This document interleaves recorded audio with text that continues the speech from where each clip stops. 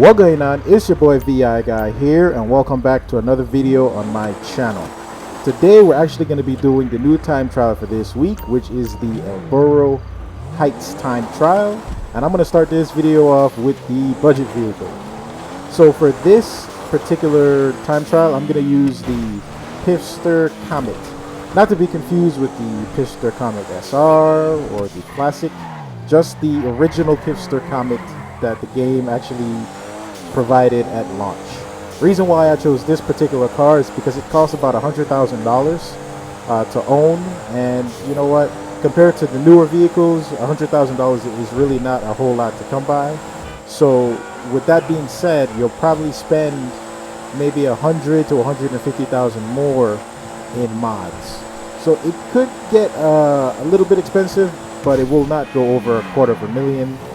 Depending on what you have to modify on the car. I've been playing this game so long, I forgot that you have to unlock all the vehicle modifications and parts. But with that being said, I still would consider this for a new time player who can't afford like a $2 million supercar. This is actually proof that you can complete this time trial with the Pfister Comet.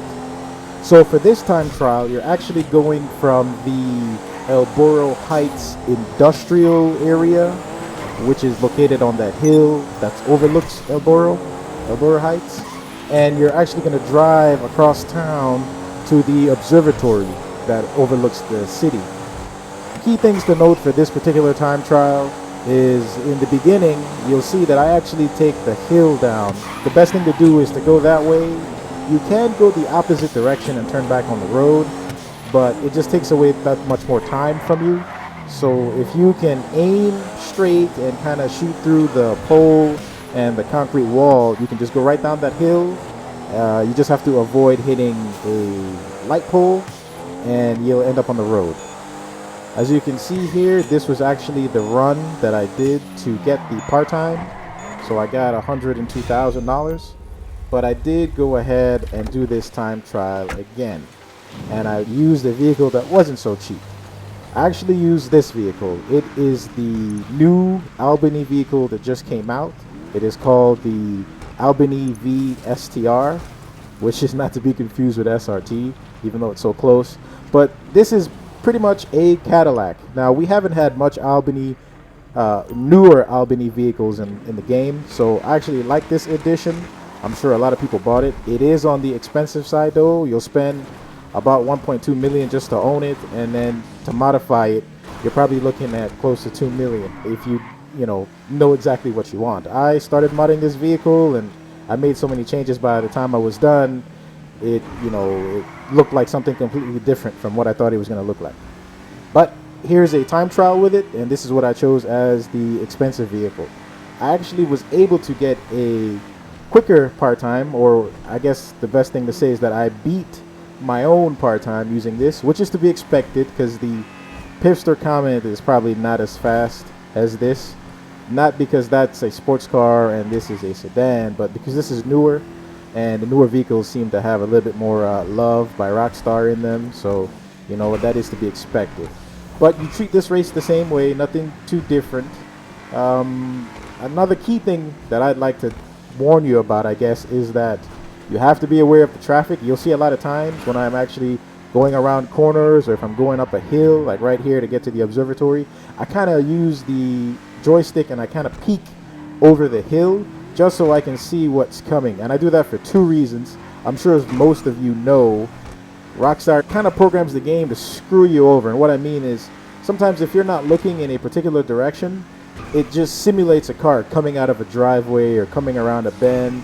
I'm sure you've seen it yourself. If you look back and a car was there and then you look back again, it'll just disappear. That's just how the game functions. So I try to look ahead, because most of the time they don't spawn something ahead of you if you can see it. And I know that sounds funny saying, but it is a fact. It's like calling your personal vehicle. It kind of like doesn't spawn in your face per se. Every now and then you'll see it, but it tries its hardest not to spawn in your face. Also, it's important to note, when my car backfires, I'm actually just letting go of the gas, which is actually better sometimes than braking. So that's it right there. You can see I set a new personal best. I beat my original part time with the Pfister Comet. So the Albany is actually a much faster vehicle, despite the fact that it's a sedan, I guess because it's newer. But that's actually going to be it for this segment of the video. The second half will be on the RC Bandito. Now that time trial is located at Little Seoul Park, or Seoul, I guess however you want to pronounce it. I think it's still Seoul. And this particular time trial is a very short one. It's just a minute and 10 seconds. It does involve a lot of sharp corners and turns, some of which you actually need to turn your camera to see exactly where it's going to be. One thing I found that benefited a lot from doing this particular time trial is you do not have to go through all of the race markers. If you just pass by them, like you'll see, I'll do a couple of them just to shave off some time. If you pass right by them, it'll cut off precious seconds, and with a minute and 10 seconds, you're gonna need every millisecond you can get. So as always, this is my dry run. I do this run to see what issues I'm gonna face when I try to beat the part time, if there's any special areas that I need to focus on. And I did find two special areas in this particular time trial. That was one right there with the rock, and then you have this one right here going down the steps. And those are actually the two main things that slow me down in this particular one. All the other areas seem to be pretty open. So I go all the way to the end just to see how long it took me to get there, despite not knowing exactly which way to go. And I think I came up about maybe 4 seconds shy of part time, so it wasn't too bad. This park is actually real open. Okay, there it is. Time trial failed. I got it done in 1 minute and 14 seconds.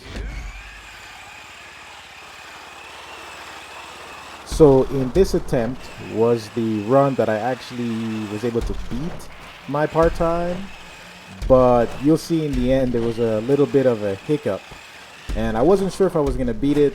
I still proceeded to the finish line anyways because it was close, and somehow I managed to pull off and walk away with the money. I was able to beat the part time, and you'll see in the end exactly what I'm talking about. It was like a surprise or a curveball, you can say.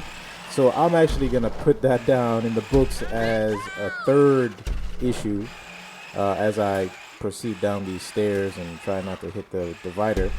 I'll put that down as a third issue in this particular race, and that's gonna be people.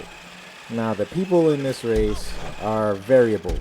They just are everywhere and anywhere, and you can't guarantee where they'll be in any particular race, and that could ultimately affect the results.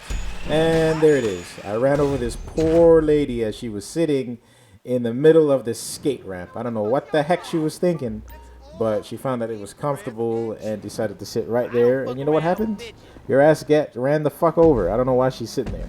So because I am who I am, your boy decided to do the run again because we aim for perfection around here, and I wanted to do a part-time run that involved no issues. So that's what this last one is about. Even though it wasn't necessary, I already got the money, it was already paid out. I just wanted to give you guys something of quality. In that last race, I also got a little hung up on the stairs. I'm sure you saw that too.